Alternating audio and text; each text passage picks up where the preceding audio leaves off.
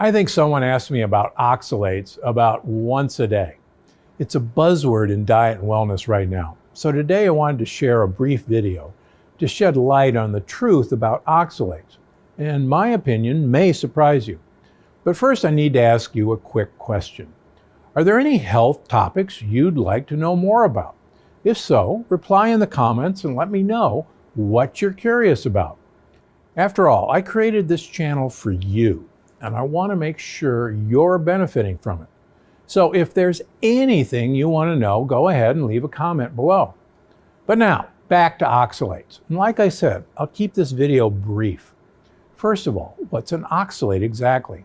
Well, oxalates, sometimes called oxalic acid, are naturally occurring compounds found in lots of foods, especially spinach, rhubarb, black tea, and even chocolate.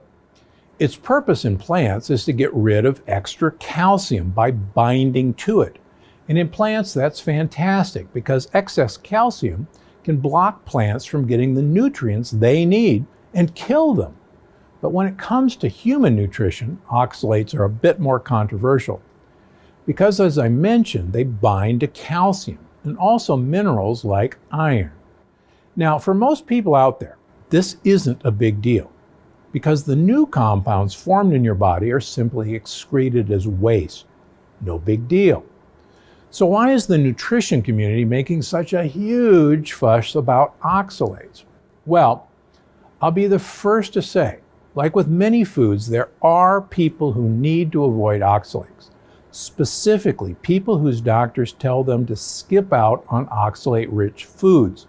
That's typically people who have struggled with kidney stones in the past, because there's some thought that oxalates can contribute to kidney stones if, and only if, you're already prone to them.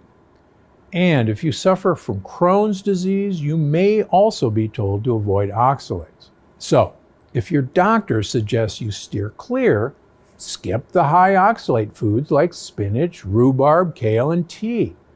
There are hundreds of full lists online.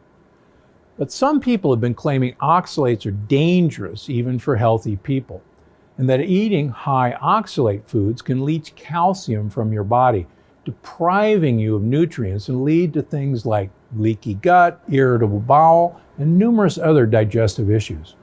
Bacterial issues, including yeast infections, malnutrition, and even autism. In my opinion, those people are dead wrong. I get it. It's easy to look for one simple culprit to explain away all your health issues.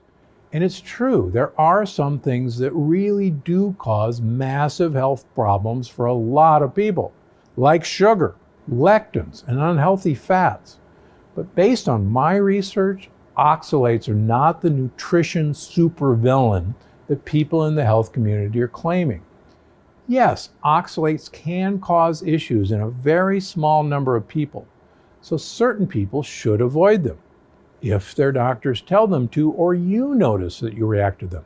That being said, for the vast majority of people, oxalates are perfectly safe, and given that some of the healthiest foods in the planet are also oxalate-rich, in my opinion, giving up oxalate-rich foods is actually bad for most people's health, because you'll also be giving up all the phytonutrients, vitamins, minerals, and fiber that come in healthy oxalate-rich foods like sesame seeds, spinach, rhubarb, and dark chocolate. All foods I love and eat just about every week. Now, if you are worried about calcium absorption, the solution is simple. Eat more calcium-rich foods. And I'm not just talking about dairy. Broccoli, almonds, kale, and even pressure-cooked lentils are pretty calcium-rich. Now, if your doctor says it's fine to eat foods with oxalates, but for some reason you still want to limit them, try cooking them. Studies have found that steaming or boiling things like spinach can reduce the oxalate content, so you can still enjoy the other benefits it has to offer. And make sure to drink plenty of water too. Just remember, oxalates are fine for most people, and 99% of the time, they're not something to be avoided, especially if you're sticking to foods on my Plant Paradox Yes list. So don't worry too much. Go ahead and eat that piece of chocolate, because I'm Dr. Gundry and I'm always looking out for you.